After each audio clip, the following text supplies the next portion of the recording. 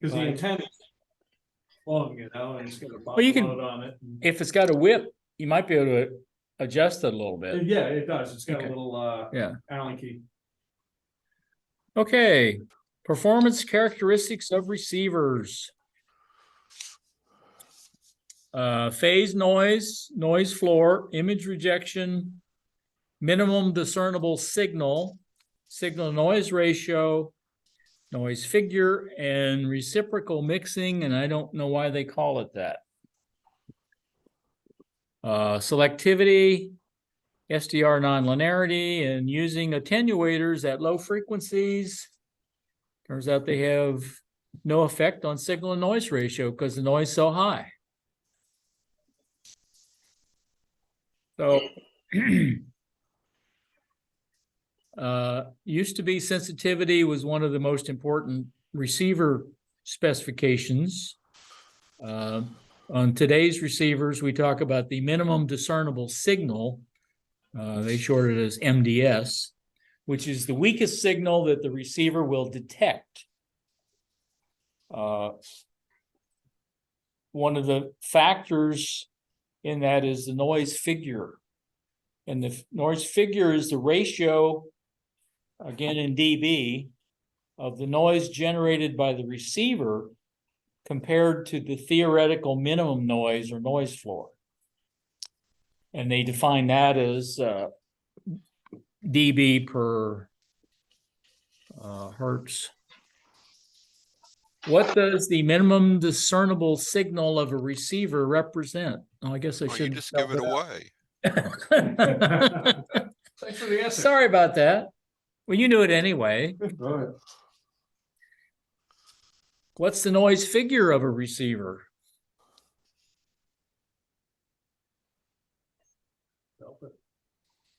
Right.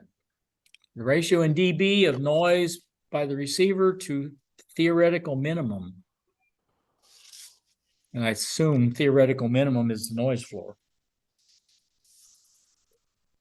So how's the noise figure related to the noise floor? They specify the noise floor is minus 174 dBm per hertz. So that's dB reference to a milliwatt. So that's 174 is a very, very weak signal. And that's at room temperature. Or What they is say room perfect, temperature? perfect room temperature. It's defined somewhere. It's like what? 20 degrees centigrade or something? 25, some. Why do they just put a 20? I don't know. I didn't write that. Right. Yeah, and what is a perfect receiver? Well, There are no laws. Well, Okay. yeah, that would go. One a that's perfect got a receiver, low noise floor. one that generates no noise. Right. Not noise floor, but, yeah. So example is you have got a CW receiver, no AGC on it to mess things up. So it has an equivalent input noise power density of minus 174 dBm per hertz. You've got an unmodulated carrier coming in.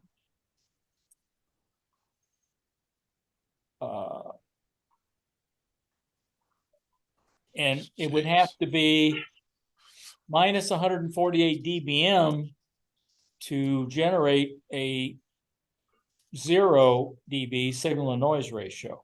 And they kind of convoluted that. So I tried to show it down here where the noise floor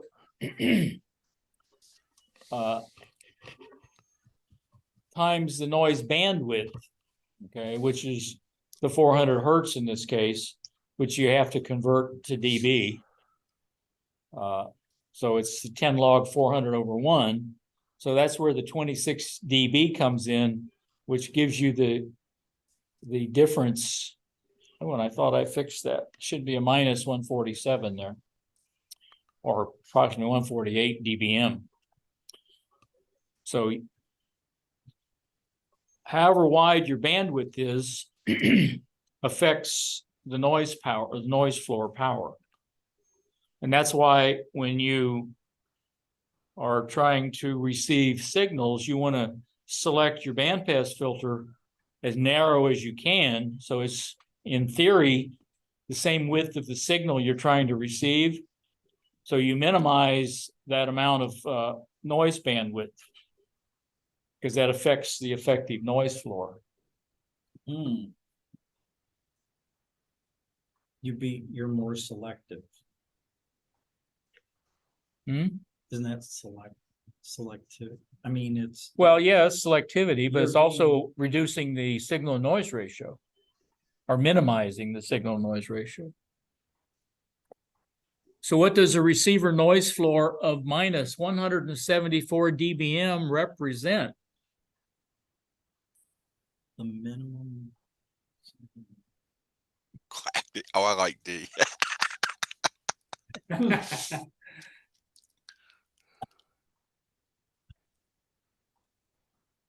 It must be Baker. Yeah, I would say Bravo because we talk about the perfect receiver at room temperature. Right. And of course, room temperature is a range, it's no solid temperature. And besides, it's the temperature of the receiver rather than the room temperature, because it's going to heat up. Well, in most cases, it's going to warm up.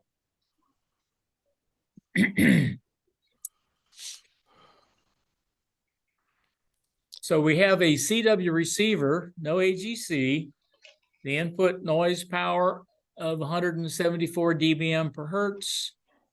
What's the level of an unmodulated carrier that would yield an audio output signal to noise ratio of 0 dB in a 400 hertz noise bandwidth? So you can either work it out or remember. I think I'll remember it in this case. Yeah. But it's not hard to work. Yeah. I did change the sign on that one. I didn't get the other one. Okay. Now this thing's in the way up here. We go. Oh, signal noise ratios. Is, I guess, in most of the modern transceivers, whether it's an SDR or not, they're using digital signal processing chips to do some filtering, particularly audio filtering, and maybe IF filtering. So they allow you to have various bandwidths that you can, in some cases, adjust. I know I can on the 7300. I can pick between 3, and then on those, you can actually slide the pass bands and make it a very narrow, much narrower pass band. You can't do that with the old analog bandpass filters or IF filters. You could, in some cases, you could switch different ones in, Yeah. but you don't have a lot of control. It's either you get A or B or C. So that will maximize the signal and noise ratio, which minimizes interference. You have a phone, you have a CW filter. That's Right. it. SSB one. Yep. What's the advantage of having a variety of receiver IF bandwidths from which to select?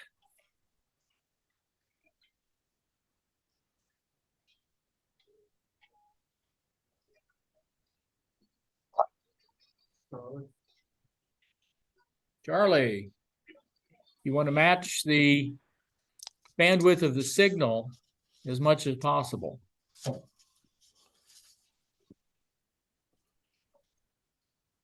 Dynamic range.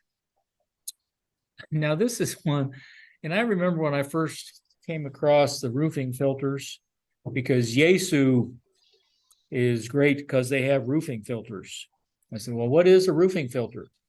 And nobody could really explain it other than the fact it's a marketing thing, because it's a bandpass filter on the front end. What you would have in a pre-selector or switching in a front end bandpass filter. But they call it a roofing filter because it, and actually on Wikipedia, it says it's a roofing filter because it's at the first IF filter. Not really the front end, but it's very fuzzy. Anyway, it basically filters incoming signals, so it acts as a bandpass filter, whatever you call it. So you're trying to block signals outside the passband and reduce overloading from adjacent high power signals. So you want one that has very steep skirts. Are roofing filters normally fixed to a particular bandwidth or whatever, or are they adjustable? I assume they'd almost have to be selectable when you change bands. It's got to change the roofing filter or else it wouldn't work. Well, would that be a different roofing filter or just a different setting on a digital something? I Do you don't know. think? I don't know. I don't know about a Yaesu, and they call theirs roofing filters. My Kenwood has roofing. My ICOM just has bandpass filters on the front, but that's ahead of the DSP chip, so they're not digital. There's some kind of analog filters that get switched depending on the band you're on. Now, whether that's inferior to the way Yaesu does it or not depends on whether you're a Yaesu or an ICOM fan Or Ken. There you go. or a Kenwood fan. But the bottom line is you improve the dynamic range by limiting the bandwidth of the input signal, whatever you want to call it. So how does a narrowband roofing filter affect receiver performance?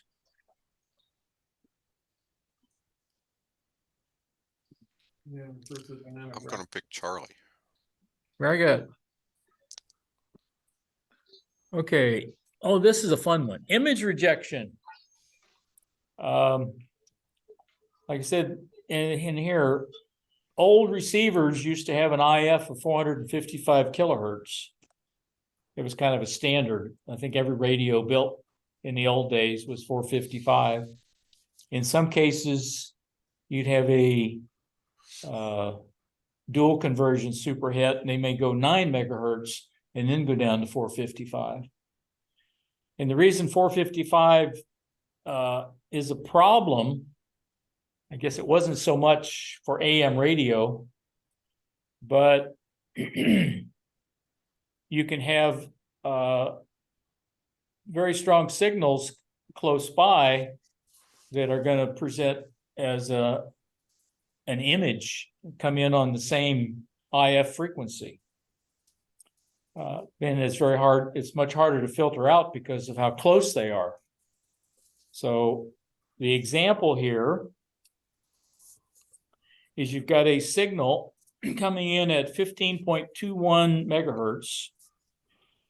Receiver has a 455 kilohertz intermediate frequency, and it's tuned to 14.3 megahertz. Okay.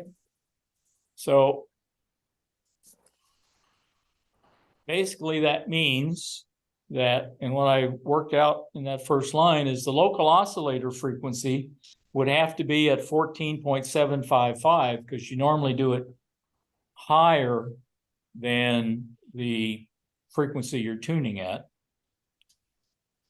to give you the 455 IF frequency. Now, that also means that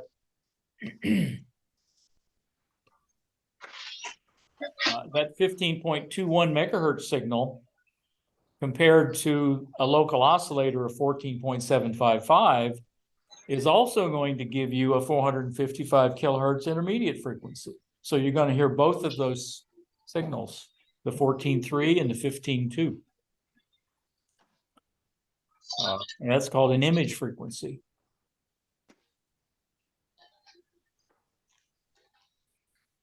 So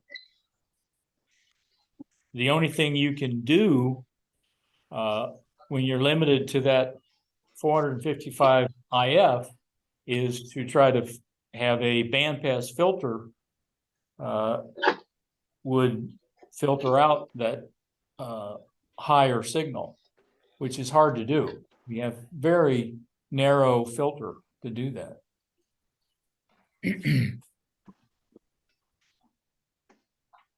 So what transmit frequency might generate an image response signal in a receiver tuned to 14.3 that uses a 455 kilohertz IF frequency? Could be higher. It's 14.7. No? No, be careful.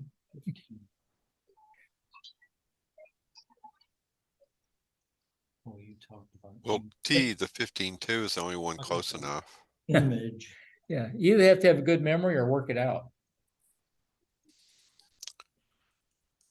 The But book I've been 15 reading says the shortcut is to double the IF and add to the tuned frequency. Yep, that's one way to do it. So you put 900. Because you got one on the low side and one on the high side. That's why you double the IF.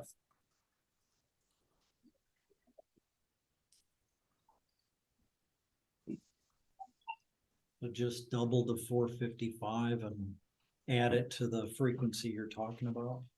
Or subtract it depending on whether it's high or low. In most cases, well, in most cases, you probably add it because the local oscillator typically is higher than the frequency you're tuning to. Okay, image rejection. So one way is to get a higher IF frequency, which may be beyond your control because the radio was designed that way. You buy a different radio.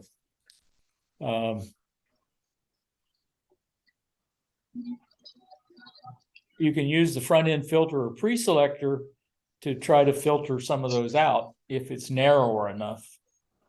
So if you have that AM broadcast station, what are they, 2,500 feet from you? They're between 2,300 and 2,400. If Google is to be believed, it's 2,347 feet from my backyard to the tower that I believe their antenna is on. So you can put that little filter in and cure it, right? Yep. Yep. I've got a couple of little different lobes on a band, and then for one reason or another on the 17 meter band, you can still faintly hear, but it's not enough to disturb any intelligible signal coming in. And you can't. So you're getting all their harmonics. Yeah. Well, I suspect it's all their harmonics. I mean, the Yeah. bands that I looked at, I could see a lobe here and there, but I haven't been through all of them yet. Okay. So that was the front end filter or pre-selector. So which of the following choices is a good reason for selecting a high frequency for the design of an IF in a super heterodyne HF or VHF communications receiver?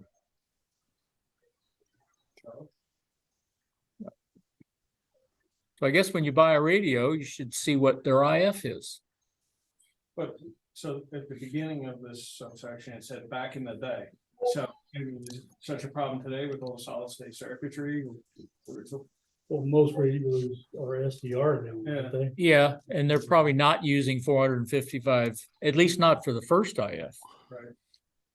And in fact, in the SDR, I guess it's questionable whether it's really local oscillators and IF filters. I mean, it's other digital manipulation. You're doing fast Fourier transforms and Hilbert transforms and stuff. And the effect is the same, but it's Magic. yeah, it's magic. It's magic, That's but it's really only affecting older radios. It's not so much today. I think so. Like I have a Kenwood 450, it's got a 455 on the filter. Hmm. And that's one of the only options. Okay. How old is that? 450. Yeah, that's pretty old. I don't know, I bought it used. Okay. So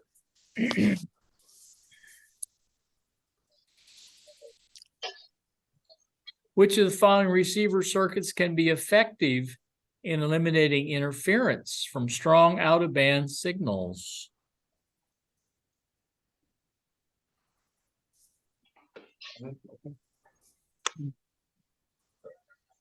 Right, Baker. yeah. So you eliminate them before. IF filter's too late, Oh, okay. because it's already at 455 kilohertz, so you know, even if you narrowed it below 455, your signal's still there. I guess Charlie, maybe. you could maybe do a notch filter for that particular frequency, but it's not the proper answer. Oh, Some answers are better than others. yeah, yeah. Phase noise. A lot of the transistors use, and we went through it, there was two kinds of frequency synthesis. And one of those was the phase lock loop. And when you use the phase lock loop, basically the way it works is compares the phase of the signal to a reference signal with what they call a phase detector. And depending on the amount of phase error, that generates an error signal that's used to either increase or decrease the frequency and phase of the reference signal. So there's always some amount of phase error, which can look like phase jitter or phase noise, because it varies, and that loop is trying to minimize it, but it can only get it so close. There's a minimum amount of error that the loop will lock on. So that phase noise, to me, is kind of the same thing as if you were doing phase shift keying type modulation. So even though it's very small changes in phase, it's essentially phase modulation going on in addition to your frequency that you're generating. So if you get that mixed with some other signals, okay, you're going to get like intermodulation effects or modulation effects. Now they call that reciprocal mixing, and I don't know why it's called reciprocal, and I never had a chance to go try to figure out what the reciprocal of what, unless they're considering phase reciprocal of frequency. So what's an effect of excessive phase noise in a receiver's local oscillator?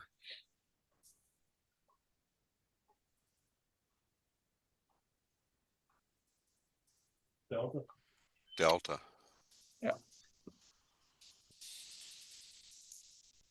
What is reciprocal mixing?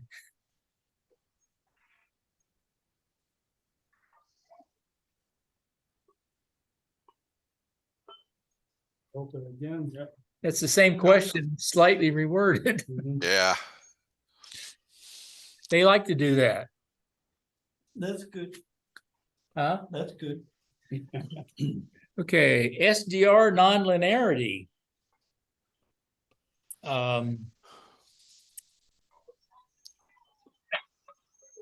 SDRs use an analog to digital converter, either as the direct conversion where your RF comes straight into the A to D, or possibly through a mixer before you get there. Depends on the design. But the A to D has limits based on the sample rate and the number of bits. So if you have a signal coming in that's higher or equal to or greater than the reference voltage for the analog to digital converter, the analog digital converter is just going to send maximum output, whatever that digital value is, depending on how many bits it is. You know, it knows nothing about the signal being greater than that. So it's in effect clipping the signal. And it's going to say it's X amount of volts until it drops below the reference level. So in today's world, why don't they just throw more bits at it in the ADC? Well, Cost? they Because it's- do, It's overloaded. but there's a cost involved. And the more bits you throw, the higher it is to do a high sample rate. But Ah, they are up to, I know there's some that have 24 bits. oh, That's a lot of wow. bits. Yeah, it is. And they're sampling at some pretty high sample rates. But that's one of the more expensive parts of the SDR receiver is that analog to digital converter chip. Okay.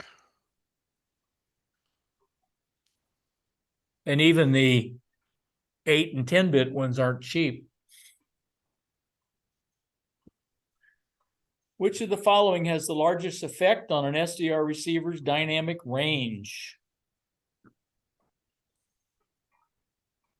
The sample width Delta. in bits. Yep. Okay, it's called overload when the input signal exceeds what level? Delta, the reference voltage to the Yep. analog digital converter. Right, because that's what the A to D compares everything to. Right.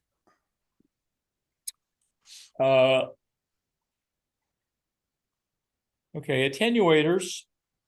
They claim most and I guess the newer ones have attenuators built in. I know mine does. I can touch on the front panel and switch in, I think, 2 levels of attenuation. You can use it to reduce the signal strength if you got very strong signals coming in so that you're not overloading the A to D. The point here is that at the low frequencies, like 160 meters, 80 meters, probably 40 meters, it has no effect on the signal to noise ratio because the atmospheric noise is so high. It's much, much greater than any noise generated within the receiver itself. Whereas if you did that attenuation on the much higher frequency ranges where there's very low atmospheric noise, it's going to have an effect on the signal noise ratio. But at the low frequencies, because of the noise, it doesn't. And I can definitely see a big change in noise floor on my waterfall spectrum, depending on whether it's like 80 meters on up and it up around, I don't know, 15, 12, 10, those, it's almost gone away. Really quiet. And there's nobody there either. What can an attenuator be used? Why can an attenuator be used to reduce receiver overload on the lower frequency bands with little or no impact on signal to noise ratio? Atmosphere. I'm thinking it's Delta. Yep. Oh, and they threw this one in. Pretty sure this was on the general or the tech about capture effect. So one of the things with an FM receiver, because of the discriminator circuit, it will only detect or discriminate the strongest signal. So that's why they call it the capture effect. If you've got 2 signals, one's much stronger than the other on the same frequency, it's only going to detect the strongest one. Whereas in the AM world, you'd hear both of them. So I don't know if that's good or bad. Instead of hearing that other signal is noise. It's censorship.